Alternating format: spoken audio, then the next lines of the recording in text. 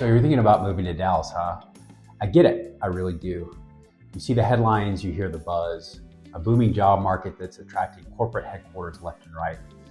The undeniable allure of no state income tax and this image of a vibrant, ever-expanding city that seems to offer endless opportunities and a better way of life.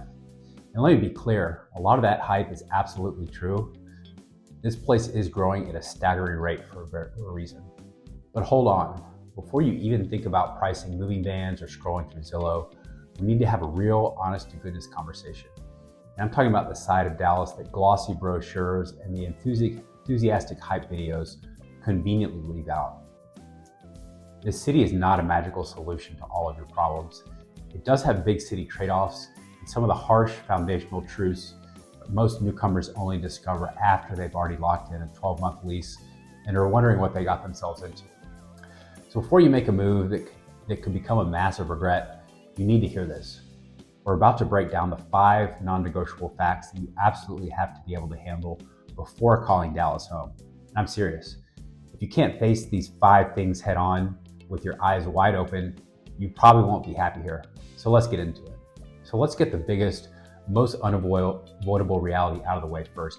Dallas is a car city, and not just a city where a car is helpful, but a city where for the vast majority of people, your car is not a luxury, it's your lifeline. So if you're coming here with dreams of quiet, walkable lifestyle where you can just spontaneously scroll to the local coffee shop, grab groceries on foot, and live that breezy European urban existence, you might need to wake up and pick a different city. And sure, there are a few small, dense pockets of walkability. Neighborhoods like Uptown Dallas, Bishop Arts District offer a glimpse of that lifestyle. And if you live on a DART rail line, you might be able to pull off a car-light existence, but that is the exception that proves the rule. Talking about a sprawling metropolis where the official metro covers about 9,000 square miles, an area larger than Rhode Island and Connecticut put together. Our public transit system, DART, exists and its rail system is impressively long, but its coverage is fundamentally limited compared to the sheer mind-boggling scale of the Dallas-Fort Worth Metroplex. So for most residents, especially those in ever-expanding and popular suburbs, trying to rely on public transit for daily life isn't just inconvenient, it's a recipe for hours of frustration and missed appointments. So why is this such a critical fact to handle? If you're moving from a city like Chicago, Boston, New York, with a robust public transit system, the total and utter dependence on a car is a major culture shock. It's also a significant hidden expense. You have to factor in car payments, insurance, ever-fluctuating gas prices, and the constant maintenance. And since one car is often not enough for a household to function, many families, that means doubling all those costs for a second vehicle, and it's not a small number. And now for the flip side, because Dallas was built for the automobile, the network of highways, interstates, and tollways is incredibly extensive. If you have that car, you can access a massive and diverse job market that spans dozens of suburbs across North Texas. You have the freedom from high-rise to the city center of massive corporate campuses in a far-flung suburb, as long as you're willing to make the drive. And then you have to accept the reality that from day one, you're not in traffic, you are the traffic. You will drive a lot. And all those cars on all those highways lead directly and inevitably to our second harsh fact, the traffic. Now you might be thinking big city, big deal, every city has traffic. And you're absolutely right, but the sheer unrelenting sprawl of Dallas adds another layer of misery to the experience. Do not let Google Maps search at 10 p.m. on Tuesday fool you. The 20-mile drive from a beautiful, affordable new home in a desirable suburb to your downtown office looks completely manageable when there's no one on the road. But at 8 a.m. on a Wednesday or 5 p.m. on a Friday, that same 20-mile drive can easily become a 60 to 90-minute ordeal. The Dallas-Fort Worth area has grown so fast, so relentlessly, that the infrastructure is a constant state of catch-up. Major arteries are the lifeblood of the region. Highways like I-35E, 635, and US 75 are in a perpetual state of congestion during peak hours. In fact, a recent study found that average DFW driver spends 69 hours, that's almost 3 full days, stuck in traffic in a single year, a figure that's higher than the national average. The commute time is a thief. It doesn't just steal an hour or two from you a day, it steals what you could be spending with your family, your hobbies, or simply sleeping. It drains your wallet with gas and toll fees, and you will pay tolls if you want to save any time at all. And it adds a huge shimmering layer of stress to your daily life before you even clock in. That dream of a bigger house with a huge backyard can quickly sour when you realize you're spending 2 to 3 hours a day trapped in your car just to get to work. The solution here is a bit of a double-edged sword. The same explosive growth caused the traffic also means there's an incredible number of housing options all over the metroplex. The key, and I cannot stress this enough, is that you must be strategic. You must choose your neighborhood wisely. Your number one priority should be living as close to your work as humanly possible, or finding a job that offers remote or hybrid flexibility. Your potential commute shouldn't just be an afterthought. It has to be a top priority in your home search. It can and it will make or break your entire Dallas existence. All right, so we're getting into the nitty-gritty stuff now. If you find this unfiltered look helpful and you haven't been scared off yet, do me a quick favor and hit the like button. It helps get this realistic picture of Dallas to more people who need to see it.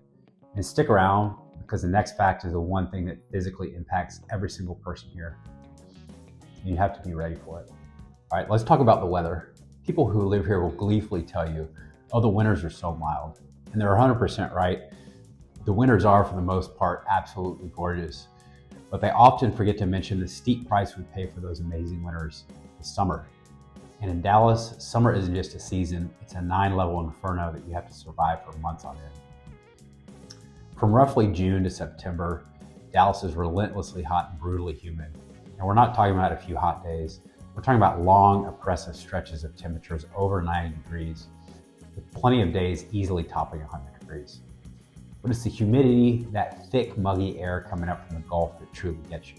It feels like a thick, wet blanket that you can't escape the moment you step outside. This isn't an exaggeration. The heat dictates life here. Any midday outdoor activities become extremely uncomfortable if you're not downright dangerous. And you learn to run your errands early in the morning or late in the evening. Your electricity bill will make your eyes water as your air conditioner works overtime, 24/7, just to keep the inside of your house livable. And on top of the oppressive heat, there's the ever-present threat of severe weather. Dallas sits at the southern end of the famous Tornado Alley, meaning spring can bring violent thunderstorms, torrential rain, and the background risk of tornadoes.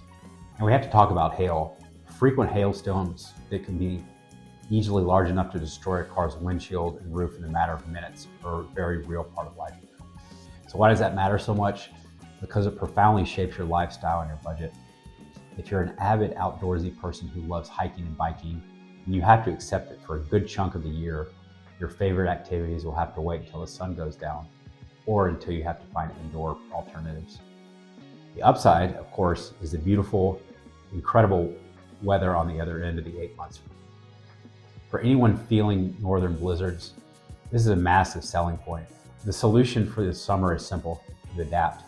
You embrace the pool culture, you find indoor hobbies, the perfect art of running from an air-conditioned car to an air-conditioned building, then you thank the inventor of air conditioning on a daily basis. Dallas teaches you to respect the power of the sun. This next point tackles one of the biggest myths, or maybe half-truths you'll hear about Dallas. It's affordability. The number one reason people give for moving to Texas is the lower cost of living. And the headline attraction is always the fact that there's no state income tax. And while that looks like a huge financial plus that's great on paper, it's only one part of a much bigger, more complicated, and often more expensive picture. And here's the harsh truth, that money has to come from somewhere. So the government has to fund schools, roads, and services. And in Texas, a massive chunk of that comes from property taxes, which are some of the highest in the entire country. The effective property tax rate in Dallas County is significantly higher than the national average, by some measures, more than twice as high. So while you might get a nice break on your paycheck, you could get an absolutely walloped by a massive bill on your house. So to put it in perspective, on a $500,000 home, your property tax bill could be easily over $10,000 a year, adding thousands of dollars a month to your housing cost. But it doesn't necessarily stop there. You have to add in those sky-high summer electricity bills we've talked about, and you have to add the mandatory cost of owning, insuring, and fueling 1 or 2 cars. And you have to add in homeowners insurance that's more expensive because it has to cover the very real risk of damage from those frequent frequent and intense hailstorms. Suddenly, that salary that looks so impressive on paper when you're living elsewhere starts to shrink. And why it matters is simple. A salary that seems like a huge step up from another state can quickly feel like an average once all of Dallas's hidden and not so hidden costs are factored in. You can't just look at a salary calculator and think you've got it made. The upside of that, yes, compared to other coastal hubs like Los Angeles or New York, Dallas is still more affordable and you can generally get a larger home for your money. But the key is to go in with your eyes wide open. You must budget beyond sticker price of the home. You have to work with a local expert to understand the total picture, property taxes, insurance, and typical utility costs and transportation expenses to figure out what you can truly afford. And our fifth and final fact is arguably the most important one for your long-term happiness. Your Dallas experience is almost entirely defined by the neighborhood you choose. The city is not a monolith. I repeat, there is no single Dallas lifestyle. Living in a dense, urban, and vibrant neighborhood like Uptown is a completely different world from living in a sprawling, family-focused master plan community like Frisco or Plano. Your daily experience, your sense of safety, and the quality of your schools and your entire lifestyle will vary drastically from one zip code to the next. You'll see reports that Dallas has a violent crime rate that's higher than the national average, which is a legitimate and major concern for many people. However, that citywide data can be misleading because crime is not spread evenly. There are incredibly safe, quiet neighborhoods where people don't think twice about walking at night, and there are other areas with significant persistent challenges. Choosing the wrong area based on what looks like a good deal on a house can lead to instant and profound regret. And you can't just move to Dallas, you have to move to the right part of Dallas for you and your family. And this is the ultimate big city trade-off. You get access to a massive, diverse metroplex with a world-class economy, but you lose the sense of single, unified city identity that you might find in a smaller town. But here's the ultimate hidden upside. The extreme variation of Dallas is also one of Dallas's greatest strengths, because DFW area is incredibly diverse, and it truly offers something for almost everyone. You want an urban loft with nightlife at your doorstep, you can find that here. You want a huge backyard with top-tier school district where your kids can ride bikes in the street, you can find that too. A historic home with creaky floors and tons of character, or a brand new master plan community with a lazy river, Dallas has it all. The solution is to do your homework, and I mean really do it. But online research isn't enough. You need to visit, spend a weekend here, and drive through the neighborhood you're considering at different times of the day. Test the commute during rush hour, grab a coffee and talk to people who are actually living here. Choosing your neighborhood is the highest stakes decision you will make in your move, so treat it with the seriousness it deserves. So there you have it, the 5 harsh facts that you have to be able to handle to survive and ultimately thrive in Dallas.